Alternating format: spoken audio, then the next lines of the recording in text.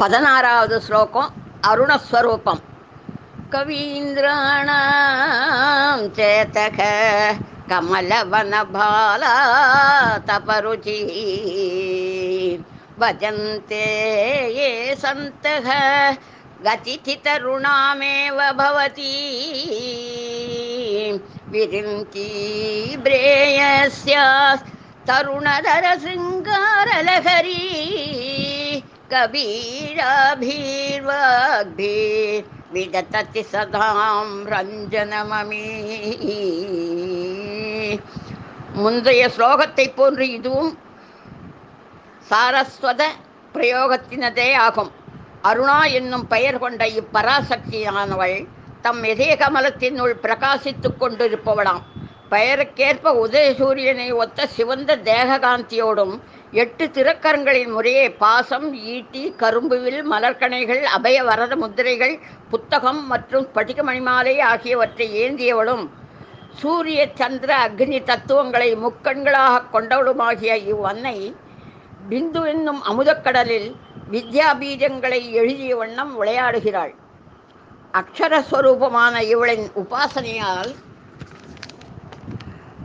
கேட்போரெல்லாம் வசீகரித்துவிடும் நிகரற்ற சொல்வன்மையை பெற்றுவிடலாம். இவ்வடிவம் சத்துவத்தில் ரஜோகுணத்தை மேலிட்டு கொண்டுள்ளது. எனவே இவ்வடிவினை உபாசிப்பவர்கள் சிருங்கார ரசனை மிக்கவராக இருப்பர். இதற்கான ஓர் சிறந்த எடுத்துக்காட்டு மகாகவி காளிதாசன். இவருடைய கவிதைகளில் பொருகி வரும் சிருங்கார ரசத்தினை காவியங்களில் பயின்றவர்கள் நன்கு அறிவர். ஒரு சமயம் உஜ்ஜயினி மன்னனான போஜன் அரசவரையில் பூக்களால் பூக்கள் தோன்றுவது பற்றி கேள்விப்பட்டிருக்கிறோமே என்று கண்டதில்லை என்னும் பொருள்பட குசுமே குசுமோத்பத்தி ஸ்ரீயதேச்ச சத்ருஜ்யதே என்று முன்பாதியை மட்டும் கூறிவிட்டு இதன் பின்பாதியை முடிப்பவர்களுக்கு தன் நாட்டில் பாதியை கொடுப்பதாய் அறிவித்தான். அறிவித்த தேவியின் கருணையை பெற்றவனும் வடமொழியில் தேர்ச்சி பெற்றவனுமான இவனது அரச வரையில் மகாகவி காளிதாசன், வரருச்சி, பவபூச்சி போன்ற மிக பெரும் கவிஞர்கள் வீற்றிருந்தனர்.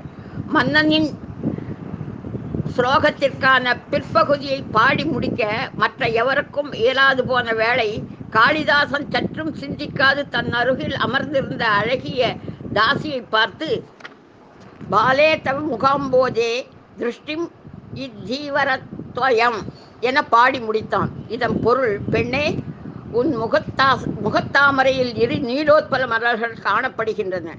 இதை கேட்ட மன்னனும் மற்றவர்களும் அடைந்த மகிழ்ச்சிக்கு அளவே இல்லை. இத்தகைய பொருள் பேற்றினை பெற இவ்வன்னையை தியானிப்பது ஒன்றே சிறந்த வழியாகும்.